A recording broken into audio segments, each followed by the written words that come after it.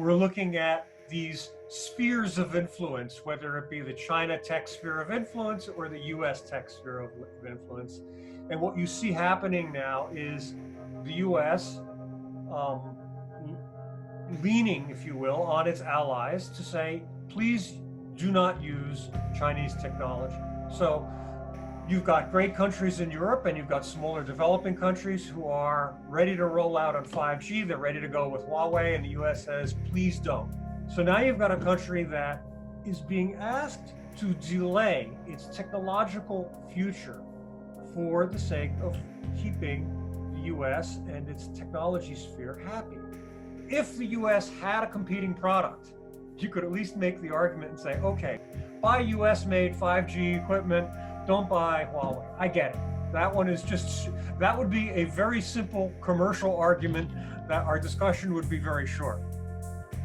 But the US doesn't make a competing product. The US was the dominant technological power since the end of World War II. But it is an affront to the United States because for the first time it sees that its technology is not center stage advancing the world's technology, and it has to share this with China. And it is a fundamental change in role that is, frankly, technologically frightening. So at some existential level, the US feels threatened when Chinese technology is being used to replace their own. It is going to be years before this resolves. This will not have an immediate, peaceful, happy ending. It's going to be the US and China dividing the world into these technological spheres, and I fear that it will not be a pleasant future for technology. I have lost, look, I have very bad news. I have lost hope completely. Look, you have to look, and if you look at Huawei, look at the Huawei 5G systems.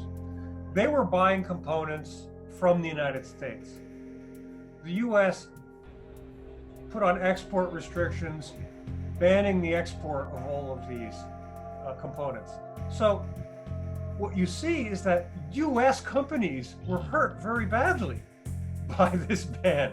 So the US is willing to disadvantage American companies that were exporting as part of Huawei's 5G efforts to China, and they're willing to make that sacrifice. So the stakes are high. The levels of rhetoric out of the United States are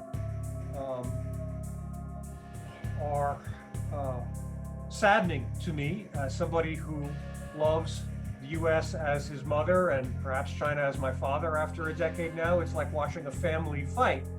But I do not see an immediate and clear resolution. I see that each country will battle over which sphere of technology it lands in.